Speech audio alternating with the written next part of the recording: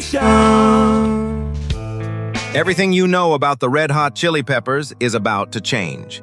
Four LA misfits started as Tony Flo and the Miraculously Majestic Masters of Mayhem in 1983. Anthony Kiedis brought rap-rock vocals nobody had heard before. Flea created bass-slapping magic mixing funk and jazz. Together with Hillel Slovak and Jack Irons, they were about to change music forever. What happened next involves the death of a founding member, creative battles that nearly broke up the band, and a comeback story spanning 4 decades. Back in 1983, Los Angeles was buzzing with punk energy. A guy named Brendan Mullen ran this little club called Cookies, and he took a chance on 4 crazy kids who could barely keep a band name straight. Anthony Kiedis was a vocalist, the guy who founded the band, and created this unique rap-rock style that nobody else was doing. Flea, whose real name is Michael Peter Balzari, was a bassist with slap techniques, so creative they drew from funk and jazz. They weren't like other rock bands. Then you had Hillel Slovak on guitar and Jack Irons on drums, both juggling other projects like What Is This? But here's something most fans don't know. They had this funny fake motorcycle gang with a gentle name Softy, Easy, Gentle, and Courteous. They actually posed as peaceful riders during a 1994 photo shoot on Santa Monica Boulevard. What started in that small LA club would eventually sell over 120 million albums worldwide. Slovak would define the funk rock foundation that made them legends. But the journey from underground punk to Grammy winners had many ups and downs. If you love the legends, hit subscribe and keep the music alive.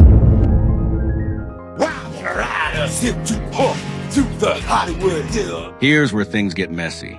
Slovak and Irons kept bouncing between RHCP and What Is This? Half the band was still working on other projects.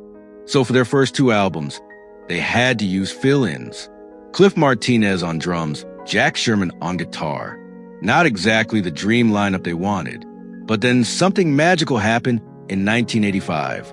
George Clinton, the funk legend himself, agreed to produce their second album, Freaky Styley.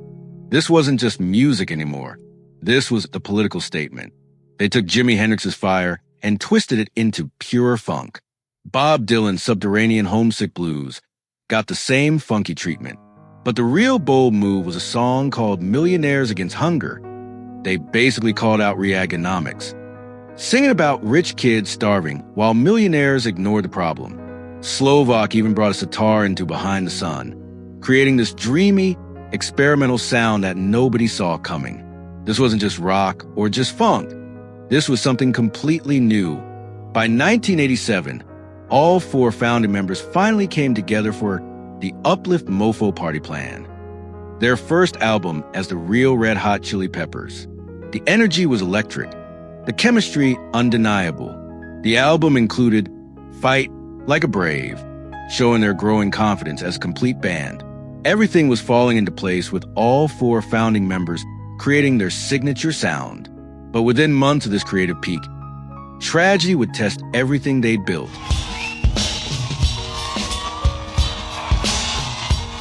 The Uplift Mofo Party Plan in 1987 should have been their breakthrough moment. All 4 original members finally together, creating their signature sound with groovy bass lines, jangly guitars, and pulsating drums. But just months after their creative peak, a tragedy would strike that nearly ended everything. And the creative tensions that followed would test friendships built over decades.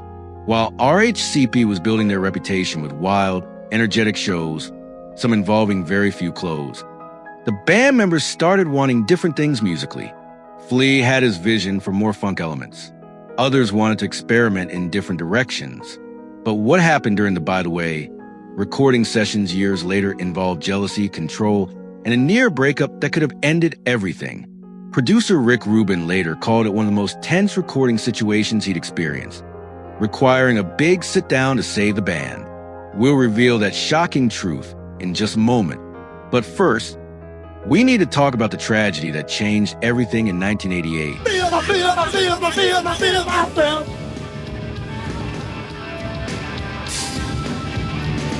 1, 2, 3, 4. June 25th, 1988. Hillel Slovak was just 26 years old when he passed away from a heroin overdose. The guitarist who helped create their signature funk rock sound was gone. Just as the band was about to break into the mainstream, Jack Irons couldn't handle losing his childhood friend. He left the band, later finding incredible success with Pearl Jam from 1994 to 1998, forming 11 in 1990, and eventually releasing 3 solo albums. But at that moment, RHCP faced a choice: give up or find a way forward. Enter Chad Smith on drums and 18-year-old John Frusciante on guitar. Smith brought powerful energy from his first album in 1988. Frusciante was this young guitar genius hungry to prove himself. Their 1989 album, Mother's Milk, became their breakthrough. That cover of Stevie Wonder's Higher Ground featured Flea's iconic bass line and Smith's shotgun snare, creating pure energy. The song that should have been Hillel's victory lap became a tribute to his memory instead. They turned their sadness into music with songs like Knock Me Down and My Lovely Man, direct tributes to Slovak. These weren't just songs about loss, but about caring for fellow band members. By 1991, Blood Sugar Sex Magik launched them into superstardom. Under the Bridge hit over 1 billion streams and went 6 times platinum. Give It Away won them their first Grammy. They weren't just a band anymore, they were rock legends. But with fame came new challenges that would test the rebuilt lineup. I don't wanna be a miser, confined with sly, be the wise up. The early 1990s brought mainstream pressure, record label demands, and internal struggles nobody saw coming. When Frusciante left in 1992, Dave Navarro stepped in for One Hot Minute in 1995. The album took 4 years to complete, partly because Keedy struggled with painkiller addiction after dental work. As Flea later revealed, when he goes on a binge, he disappears for weeks. But here's what's incredible. Their music kept inspiring others during this challenging period. Tom Morello from Rage Against the Machine confirmed RHCP shaped their sound. System of a Down Shavo Dajian admitted their influence in a 2018 interview. Incubus, Papa Roach, Korn, Limp Bizkit, Linkin Park all cited the Chili Peppers as major influences. Their songs lived on through covers too. Avril Lavigne's version of Under the Bridge became a chart success in 2002. Cypress Hill remixed it with the band. More recently, First to 11's Scar Tissue cover went viral on YouTube, showing how their music connects with new generations. By this point, they had released 13 studio albums total, sold over 120 million copies worldwide, and earned 6 Grammys. They set a record with 12 #1 hits on the Alternative Songs chart. Even their 1997 concert in Osaka, cut short by a typhoon warning during their Blood Sugar tour, became part of RHCP folklore. Fans still talk about that canceled show today. Now for the story they've never fully told publicly. During the recording of By the Way in 2002, after 20 years together, serious creative tensions nearly broke up the band. Flea felt like his voice wasn't being heard anymore. Producer Rick Rubin later revealed that Flea told him, "This is so much less fun because I feel like my voice doesn't count as much." John Frusciante wanted to move completely away from their trademark funk sound toward punk rock and British pop influences, like the Smiths and Susie. Flea desperately wanted more funk elements to stay in their music.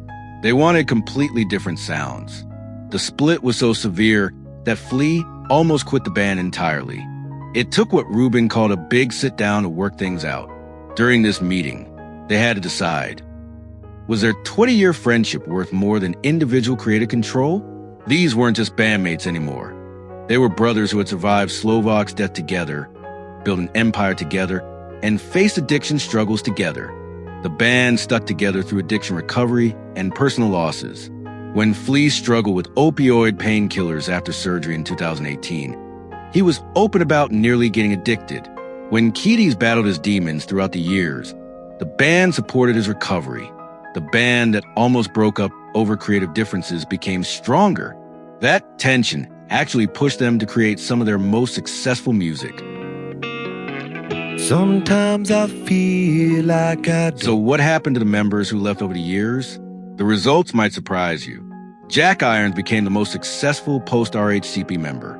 He joined Pearl Jam from 1994 to 1998, contributing to their Mirror Ball album with Neil Young.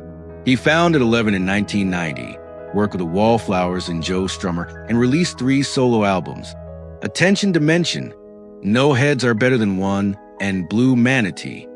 He was praised for his drumming techniques that connected different rock legends. Dave Navarro returned to Jane's Addiction, which reunited multiple times, most recently in 2024 with a new album.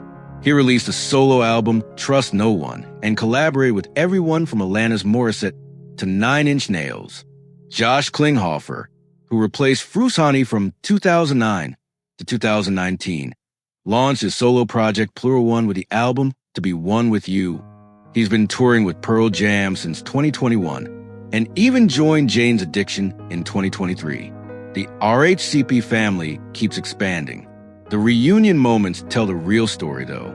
At the Rock and Roll Hall of Fame ceremony in 2012, Jack Irons came back to perform Higher Ground and Give It Away with them after 20 years apart. In 2021, several former members appeared together at charity events like Above Ground. When Frusani returned in 2019, Flea called it the biggest event that brought new creative energy. Their 2022 album, Unlimited Love, came from jamming together during the pandemic, creating over 100 songs just from the joy of playing music together again. But the biggest revelation is what they're doing right now in 2025. Ooh, I like it, love it. I have the only one, a burning desire. Here's where then and now gets really exciting. On July 24th, 2025, Flea confirmed they're writing their 14th studio album. After more than 40 years, they're still creating together. January 30th, 2025, they perform at the Fire Aid benefit concert at Kia Forum in Los Angeles, opening with Danny California and closing with Californication and Under the Bridge.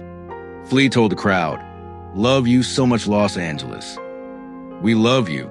They're still helping their hometown. This fall, a documentary about their formative years premieres akin, co-produced by James Slovak, Hillel's brother. Universal is developing a biopic based on Keatis' memoir Scar Tissue, with producer Brian Grazer from Imagine Entertainment. Their social media presence shows they're not slowing down. Over 5 million Instagram followers, 26 million Facebook likes. They're still connecting with fans daily. Anthony Kiedis even launched a coffee company called Jolene in 2025 with Shane Powers, supporting female coffee cooperatives in Peru. Even Nick Cave, who once dismissed them as garbage, apologized in 2025 and called them a band with unique personality. From those early covers by Avril Lavigne to today's viral tributes, new generations keep discovering their music. Artists like Tom Morello, System of a Down, Incubus, and Papa Roach all trace their sound back to what RHCP started in that little LA club. 6 Grammys, Rock and Roll Hall of Fame induction in 2012, 120 million albums sold worldwide, and a Hollywood Walk of Fame star in 2022. After 40 years, they're still making music together. All 4 current members, Anthony Kiedis, Flea, Chad Smith, and John Frusani, still live in Los Angeles, still jam together, still support each other through everything. Reach the peak, but what remains when the applause fades? Hit subscribe to uncover the stories behind the legends of music. This is Untold Music Legends.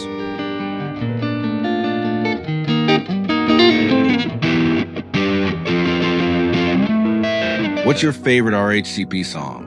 Drop it in the comments, Under the Bridge, Give Away, or maybe something from way back. Ever heard that crazy original name before? Hit subscribe for more rock stories. The funk lives on.